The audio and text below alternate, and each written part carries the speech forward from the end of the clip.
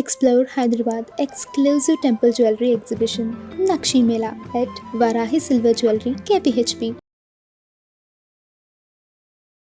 బంగారం ధరలు అనేసరికి మనందరికీ గుర్తే ఉంటుంది. ఖచ్చితంగా బంగారం అనే పేరు వినగానే ఎప్పుడైనా కూడా పెరుగుదలకు సంబంధించినటువంటి వార్తలు మనం చూస్తుంటాం. మన చిన్నప్పటి నుంచి చూసినా, గత కొన్ని సంవత్సరాల నుంచి చూసినా, ఎప్పుడు చూసినా కూడా బంగారం అనేది గతంలో ఒక 50 ఉంటే తర్వాత 70 అవ్వడం, 70 ఉంటే 90 అవ్వడం, 90 ఉంటే 1,00,000 అవ్వడం ఇలా జరుగుతూ వచ్చింది. కానీ ఇప్పుడు ఏకంగా 51,000 రూపాయల మేరకు తగ్గుదల కనిపించింది బంగారం. గతంలో ఎప్పుడూ లేనటువంటి విధంగా ఇంత దారుణంగా బంగారం వెనక్కి వెళ్ళాల్సినటువంటి పరిస్థితి వచ్చింది. అసలు బంగారం నిజంగానే 51,000 తగ్గిందా? అసలు ఏం జరిగింది? ఎందుకు అంత భారీగా తగ్గుదల నమోదు చేసింది? బంగారంలో ఈ రకమైనటువంటి ఒడిదుడుకులకు కారణాలేంటి? ఇంకా రాబోయే రోజుల్లో కూడా బంగారం ధరలు బాగా తగ్గేటువంటి అవకాశం ఏమన్నా ఉంటుందా? ఏం జరగబోతుంది? ఇప్పుడు ఎలా తగ్గిందనేది కూడా ఒకసారి మనం చూసేటువంటి ప్రయత్నం చేద్దాం. ముందుగా బంగారం ధర గత కొన్ని నెలల క్రితం మనందరికీ తెలిసిందే, ఒకానొక సందర్భంలో 2 లక్షలు టచ్ అయిపోతుందేమో అనేటువంటి పరిస్థితి వరకు మనం చూసాం. అంత పరుగులు పెట్టింది కొన్ని నెలల క్రితం. అంతే, ఆల్మోస్ట్ ఇక్కడ 1,92,000 వరకు వెళ్ళింది తులం బంగారం గరిష్టంగా 10 గ్రాములకి. అయితే ఇప్పుడు ప్రస్తుతానికి 1,42,000 వరకు వచ్చేసింది. ఆల్మోస్ట్ 50,000 అటు ఇటుగా తగ్గుదల బంగారం మనకు కనిపించింది. సో ఇంత హెవీగా తగ్గడానికి కారణాలు ఏంటి అని చూస్తే దీంట్లో కొన్ని ప్రధానమైనటువంటి కారణాలు ఉన్నాయి. ఒకటి, డాలర్ క్రమంగా బలపడుతూ రావడం.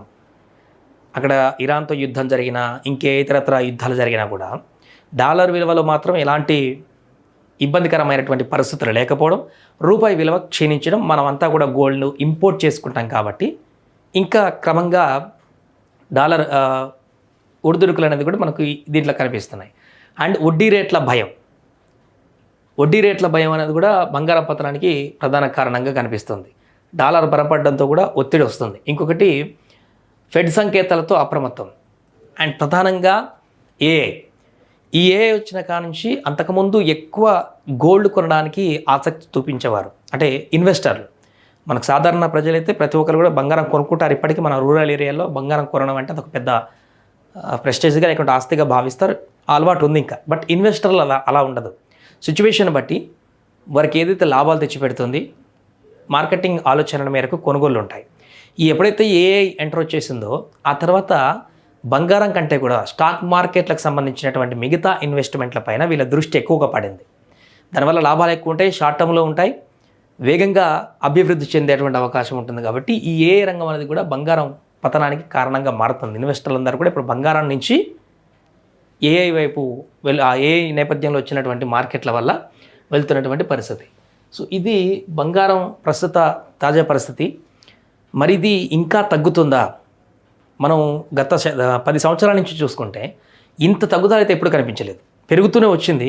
తగ్గితే 5,000, 10,000 తగ్గుతూ అక్కడ కన్సిస్టెన్సీగా ఉంది. కానీ 1,92,000 వెళ్ళిన గోల్డ్ మళ్ళీ 1,42,000 దగ్గరకు వచ్చి స్టిల్ అక్కడ అటు ఇటుగా కొనసాగుతున్నటువంటి పరిస్థితిని చాలా రేర్గా చూసేటువంటి అంశం. మరి భవిష్యత్తులో దీని ధర ఎలా ఉంటుందని అంటే నిపుణులు చెప్తున్నారంటే, ఇప్పుడున్నటువంటి పరిస్థితుల కారణంగా బంగారం, ఎందుకంటే ప్రధాని మోదీ గారు కామెంట్ చేసిన తర్వాత కూడా 1 ఇయర్ కొనకుండా వదిలేయండి అని చెప్పేసి అన్నప్పుడు కూడా కొంత దాంట్లో మార్పు చేర్పుల ఎఫెక్ట్లు అనేవి కూడా కనిపిస్తున్నట్టుగా తెలుస్తుంది. బట్ ఎప్పుడైతే ఒకసారి మిగతా అంతర్జాతీయటువంటి పరిస్థితులు, ఈ యుద్ధ మేఘాలు, ఇరాన్, అమెరికా లాంటి దేశాలు కాకుండా ఇంక ఇజ్రాయెల్, వేరే దేశాలు కూడా, అలాగే కరువు కాటక లాంటి పరిస్థితులు అండ్ ఇతర దేశాల్లో ఉన్నటువంటి ఆర్థిక సంక్షోభాలు కూడా పెరిగి ఒక్కసారిగా కనుక ప్రపంచ దేశాల్లో ఏమైనా ఒడిదుడుకులు కనుక మొదలైనట్లయితే, అది ఎప్పుడు ఎలా జరుగుతుందో తెలియదు. ఆల్రెడీ ఆ లైన్లో చాలా దేశాలు ఉన్నాయి. వెంటనే మళ్ళీ గోల్డ్ పికప్ అయ్యేటువంటి అవకాశం ఉంటుంది. అది ఎప్పుడు పికప్ అవుతుందో తెలియదు, కానీ విపరీతంగా పికప్ అయ్యేటువంటి అవకాశం ఉంటుంది.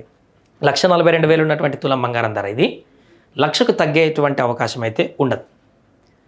మరి అంతకు మించి పెరుగుతుందా అంటే ఖచ్చితంగా మనం రోజు చూస్తున్నాం. ఒకరోజు 2,000 పెరుగుతుంది, ఒకరోజు 2,000 తగ్గుతుంది, అలా తగ్గుతూ వస్తున్నటువంటి పరిస్థితిని చూస్తున్నాం. కానీ ఇటు 1,00,000కు తగ్గదు, అటు 2,00,000 కూడా ఇప్పుడు పోయేటువంటి పరిస్థితి లేదు.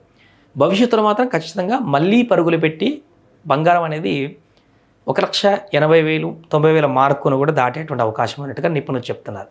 ఏదేమైనా కూడా ఒకసారి ఓవరాల్గా మనం చూసినటువంటి ఈ వివరాలు అయితే అందరినీ షాకింగ్ గురి చేస్తున్నాయి. 51,000 రూపాయలు బంగారం మీద తగ్గి స్టిల్ అక్కడ కొనసాగుతున్నటువంటి పరిస్థితి అనేది అందరినీ ఆశ్చర్యానికి గురి చేస్తుంది.